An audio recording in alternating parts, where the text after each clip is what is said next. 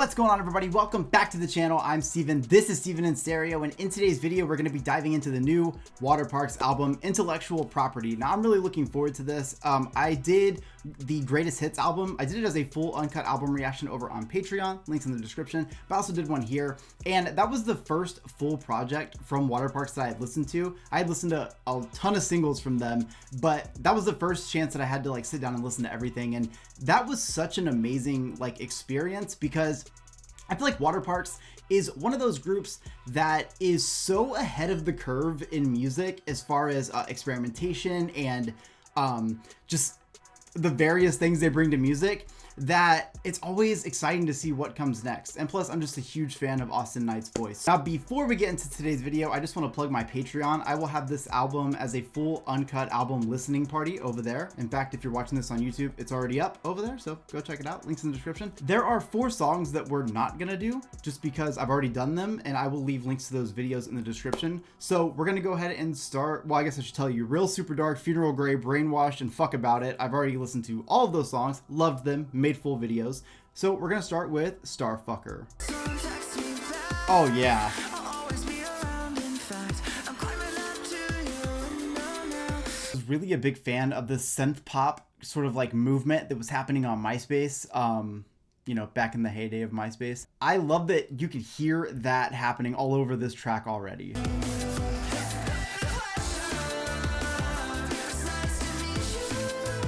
Austin's voice is so good.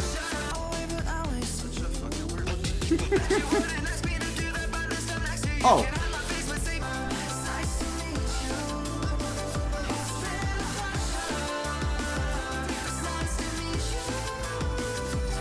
Okay, so I love that. I think what I got from that is just kind of this idea that there are sometimes people that will want to have your time because you are a celebrity, because you are famous, or becoming famous because you are somebody who has this following, right? And I think that it can be really bad in the sense that you can hear it here. They're talking about, you know, signing NDAs and stuff. You're almost like living this like secret life. So he says at that one point, like, I may be a soul sucker, but you're just a star fucker. And I feel like this is such a theme that I would expect WATERPARKS to sing about. Like I said, one of the things I love about them so much is that you never really know what's going to happen because they're always doing something different. They're always making a move, dancing, you know. But I always know that Austin's going to come in with some realness, even if it's satirical at times, most times, and quite hilarious. I love the sound they went with here. Like I said, that synth pop MySpace kind of sound is so fucking sick, and something that I've heard them do in the past and I very much loved. The next track is Two Best Friends. Oh yeah.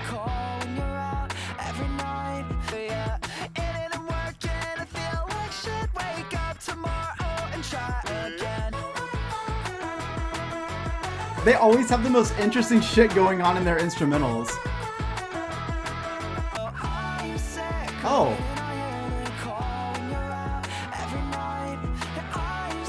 Okay, I love this. So the first part, in my opinion, was a little like the instrumentation anyways. It's a little bit generic, right? But you can feel that there's like this almost like evolution that is happening to this instrumental, whereas like that generic sound is sort of gone, and now we're getting these harmonies coming in with it, and it's becoming like a more complex sound, and it's super sick.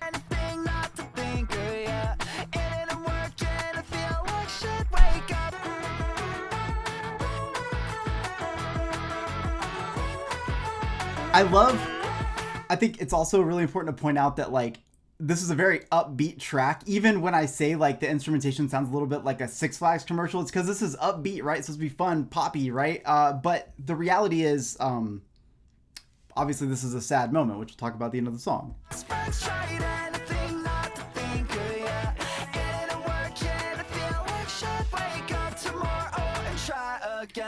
I used to do this so much when I like had this like really bad breakup when I was younger, and I don't know if it's just because like I had ADHD, still do, doesn't go away, but like I didn't know if it was that and I would become hyper focused on it, but like it didn't matter what activity I was doing, I couldn't stop thinking about it. So Austin's saying like I went out with my two best friends, tried not to think about this person, but I feel like shit. Maybe he was getting drunk or high or whatever, or maybe he was just like in his feelings a lot, that whenever he wakes up, it's another day to attempt to forget about this.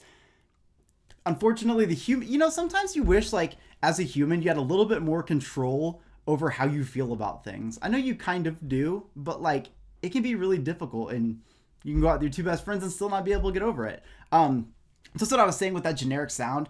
Has this like upbeat generic rock sort of just like commercialized song, right? But it's so purposeful in my opinion. Like they purposely chose to do that because it's supposed to sound like it's fun, even though it's actually sad and tragic. Okay, End of the Water, feel. If you feel it, then I feel it too. Okay, Austin Knight, I've said this before, I'll say it again. Austin Knight could have chosen to do any style of music. He really could just be in that pop world doing whatever. And I'm so thankful that he does this style the way he does. And I just want you to think about that when you listen to how Two Best Friends sounds and then listening to a track like this. There really is no limit on what he as a vocalist can do, but also just what this band can do. Oh.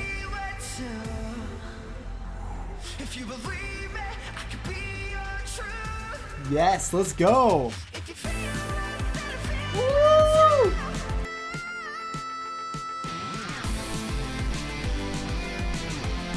This is such a sick instrumental, come on. I'm just like consistently like, look at this. I'm like genuinely fucking stoked. I'm consistently stoked to hear what this band does next. I just love the instrumentation that they bring together, and they take a lot of sounds, and I feel like it's very symbolic of like my brain. Like I wonder if Austin has ADHD, because like you hear so many different sounds sort of like coming together, and you wouldn't normally think that that would be like something that works well together, but everything is just perfect. It's like they understand that there's beauty in that chaos. And so you hear the synthesizers, you hear like the 808 and the bass, but then that guitar comes in with that distortion and gives us this just fucking heavily distorted riff, and it's so sick. Meanwhile, Austin delivers on those high notes. I'm just so fucking obsessed. I'm surprised. I'm just looking at the streams. This is like one of the lower streamed songs, and I'm actually shocked because it's so fucking good. Okay, this next track is Self-Sabotage. Unplug my phone at night.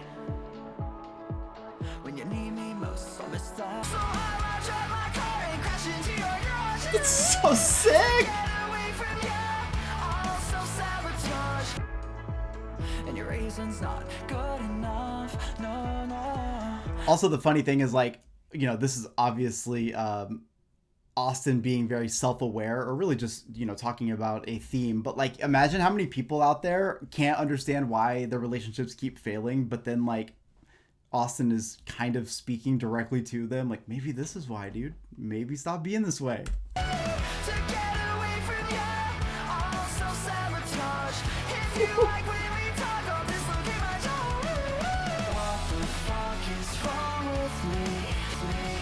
Oh shit, that's heavy right there.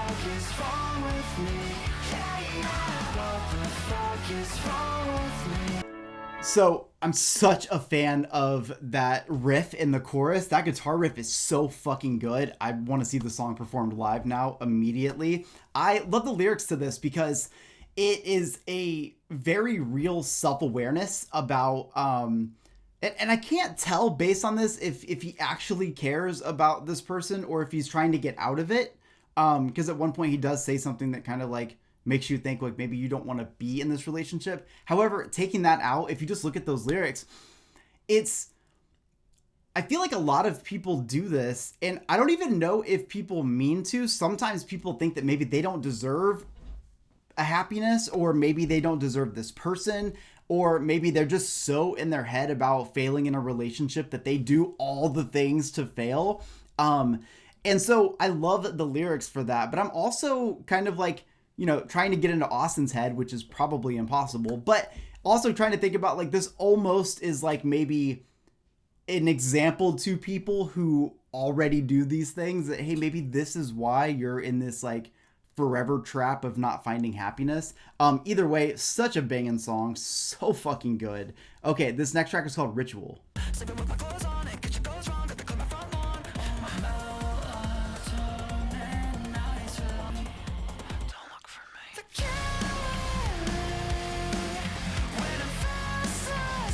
Dude, this band can do whatever they want. You pick a genre, they're gonna do it. This is so fucking cool. What the fuck? I just like, you don't expect to hear certain sound. I just gotta stop having, I need zero expectations when I listen to Waterparks, because they're gonna do what I think they're capable of, and then way more than I could have even imagined. And just hearing this like heavy, like modern rock sound come in kind of reminds me of like when Him got like super popular commercially with like Wings of a Butterfly and stuff. You think about like the kind of riffs that they had at that time. It's here.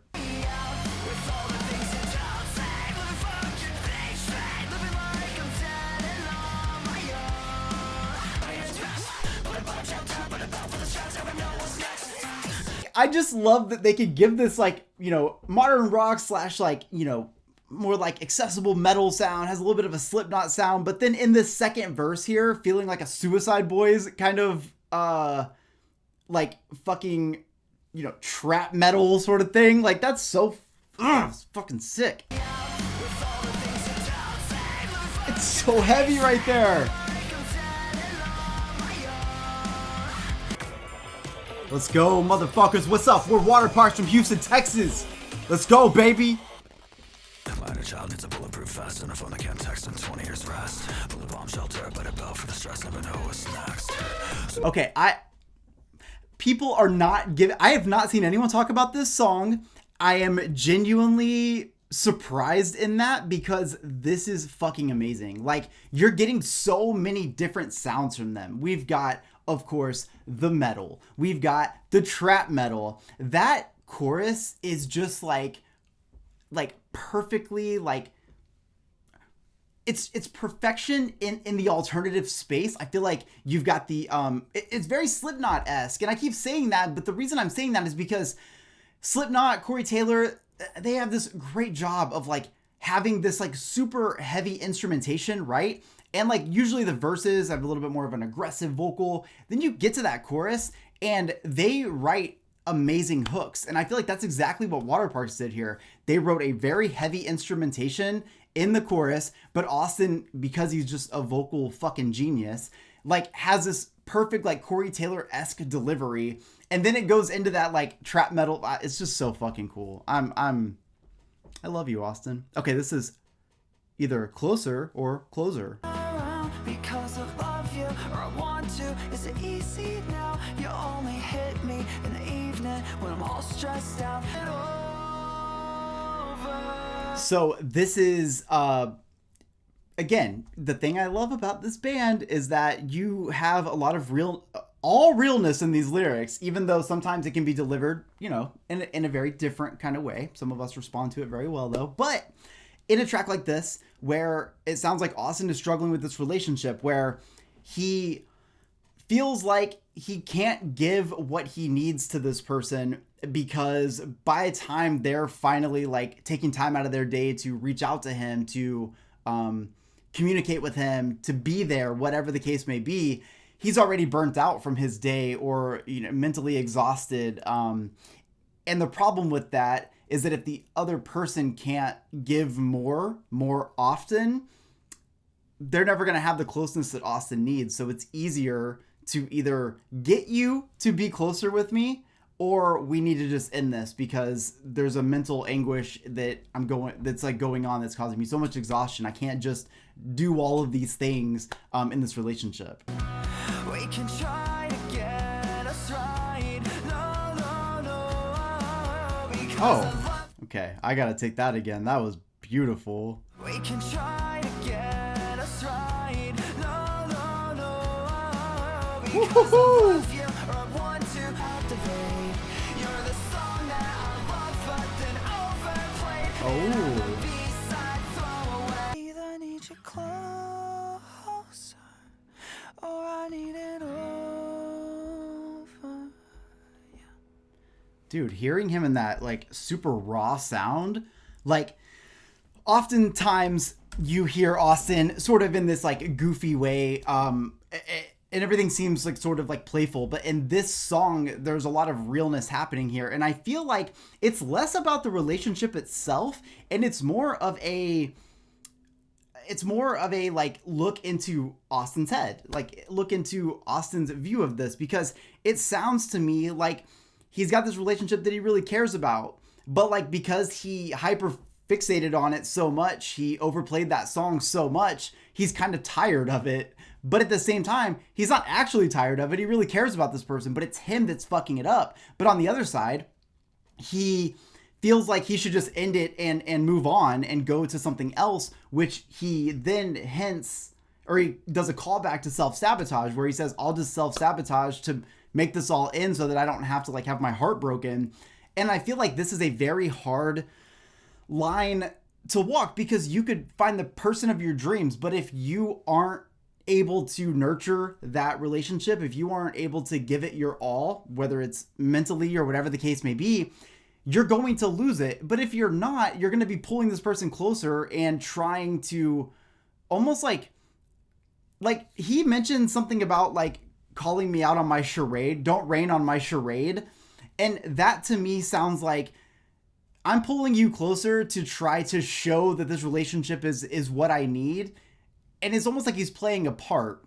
And so I feel like this is a conversation that Austin is having with us about like being really stuck in the middle of being with somebody. I either want you to be so close and I want to be so infatuated with you, overplay you, all these things, or I want nothing to do with you and I want to move on to the next. I'm going to sabotage this relationship. And that'd be really fucking hard, not only for Austin, but it'd be really hard for the person in the relationship, because obviously like he's being authentic by saying all these things, but that's not the best place to be when you're trying to show like compassion and love to a relationship that you're in. So he's having that internal struggle. All right, this is the final track, A Night Out on Earth.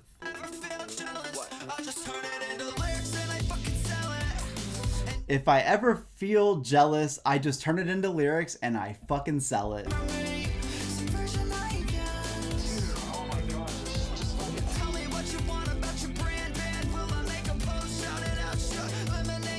Okay, so what he just said is one of the perks of, becoming successful. He says, I'm getting hit up by my Houston friends, asking me if I'm gonna, they're telling me about their new band, or asking me if I'll post this thing. And I feel like I'm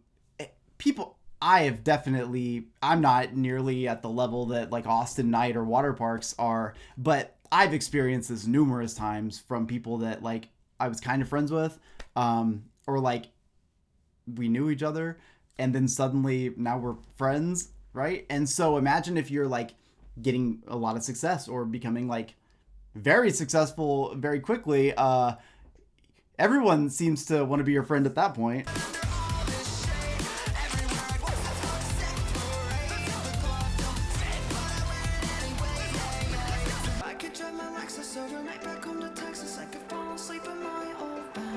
Yeah.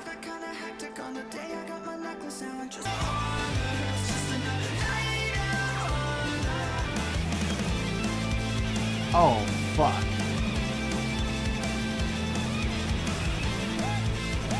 That fucking... It's just fucking shredding. No complaints on this beautiful day. Nope, not at all. Everyone gets stoked. Check out WATERPARKS. Thank you so much to Otto and Austin.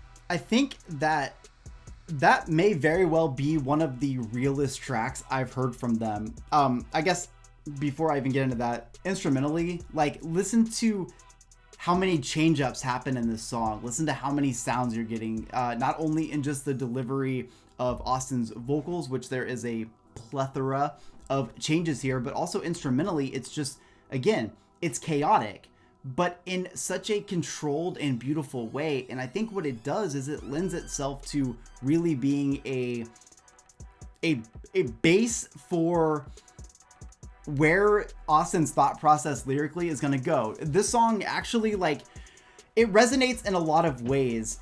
So when you think about a band like Austin, or of like WATERPARKS and Austin Knight and the success that they've gained, they are obviously popular. They have success. They are a great band and they are continuing to grow. But like, they also had to start somewhere, right? And like, they were in a hometown and they worked and they played and they did all these things to get to the level of success that they are. And they're still not where they are going to go.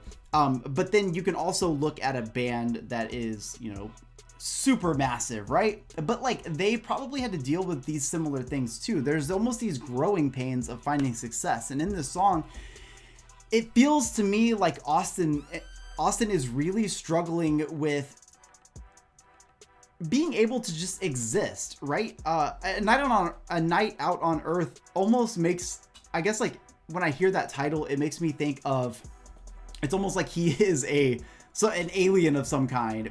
And I think that's a really good representation of this, because you don't really know who you are once you start to find that success. And I'm not saying it's because you lose sight. It's just that everything kind of changes. People treat you differently.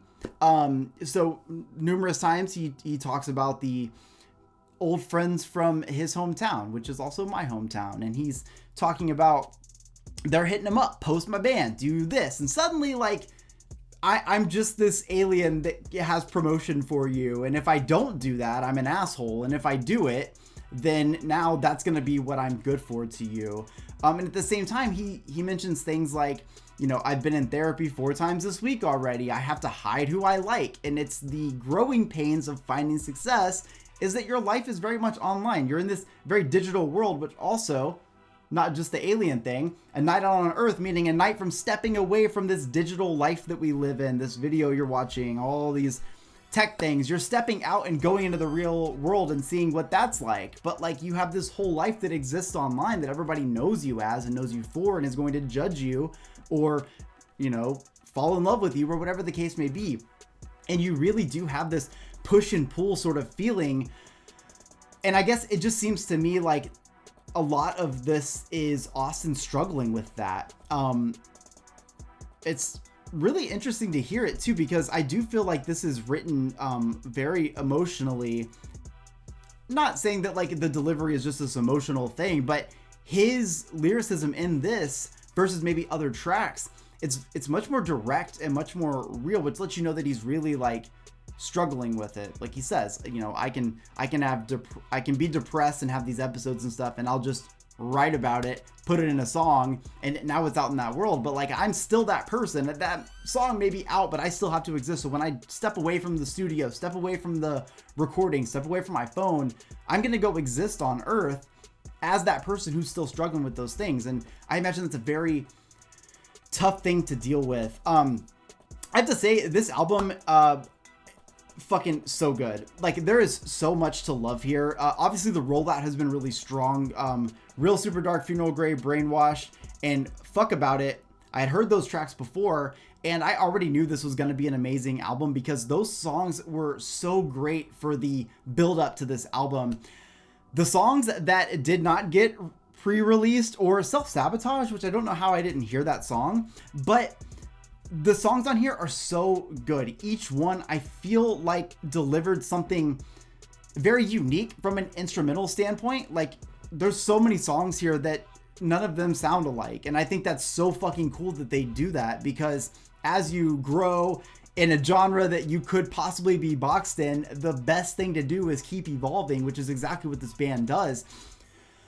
I will say that for an album title, Intellectual Property, I feel that in this album. I feel like, though WATERPARKS is always very honest, I feel like there's something different about this album with these tracks, in a sense that it feels much more direct, with a little bit more of a, just kind of like a reality of it. We're really seeing into Austin's mind here. Songs that really stood out to me, I love the sort of kind of like play around like this happy upbeat track, but really you're just trying to get your mind off of this relationship, which was two best friends. I thought that was pretty cool. End of the Water has such a great sound to it overall. I was actually shocked to see that it's not streamed more on Spotify. Self-Sabotage, again, if you lump that song in with Closer, that is such an awesome pair of tracks, because again, he does reference it back, but it's such an awesome pair of tracks because a lot of people do find themselves in these situations, and you kind of have to have that mental struggle to find out where you really fit with your feelings when it comes to these relationships. And I think Austin did a really great job of putting that in lyrics. Ritual is heavy as fuck. I never knew that WATERPARKS was going to give me that sound, and now I need it more and more. And A Night Out on Earth is actually my favorite track on here, and I think the reason for that is I just love that brutal, direct honesty from Austin. Like, I know that people always try to give people that are getting success a hard time for having feelings and feeling bad about things, but the other side of that is like, it makes you realize that people are fucking human, and doesn't matter how much success you have, people are human. And so when Austin puts out a song like this, and I can relate to a lot of it, and I'm, again, not anywhere near that, but it just lets you see that, like, he's human, this band is human, and they just want to fucking, like, keep growing in success, but you have to deal with the internal struggle of what comes with that, living this digital life. Once you step out in real life, you're still that person. Overall, this is amazing. I saw that it was doing like really great numbers on the charts, which is, I don't usually care about, but that's really cool for WATERPARKS, so I hope that continues to happen.